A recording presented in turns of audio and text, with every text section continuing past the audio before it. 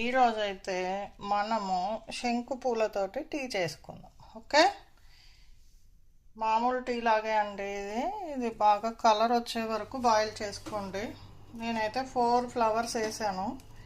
మీరు ఎక్కువ మంది ఉంటే ఎక్కువ ఫ్లవర్స్ వేసుకోండి. ఒక్క పర్ హెడ్ 4 ఫ్లవర్స్ కావాలండి.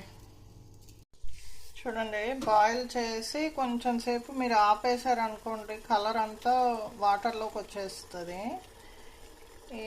దీనివల్ల టాక్సిన్స్ అన్నీ బాగా రెడ్యూస్ అయిపోతాయంట. ఫేస్ మంచి గ్లో వస్తుందంట. మంచి మంచి మెడిసినల్ వాల్యూస్ ఉన్నాయంటండి ఈ ఫ్లవర్లో. ఇది శనేశ్వరుడికి చాలా ఇష్టము, శివుడికి చాలా ఇష్టము, విష్ణుమూర్తికి చాలా ఇష్టం అండి. ఈ శివుడికి అయితే రోజు 2 పూలు పెడితే మీకు ఎంత పెద్ద కోరికున్నా నెరవేరుద్దంట. మరి నాకైతే తెలియదు, పెద్దవాళ్ళు చెప్తుంటే విన్నాను.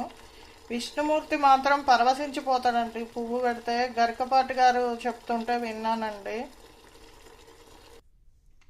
చూడండి, ఈ వాటర్ని అయితే నేను ఫిల్టర్ చేసేసాను. చూడండి కలర్ ఎలా ఉందో, ఎంత బాగుంది కదా.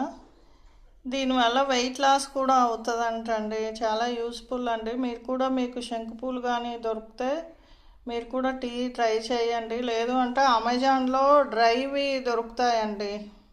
Okay friends, bye.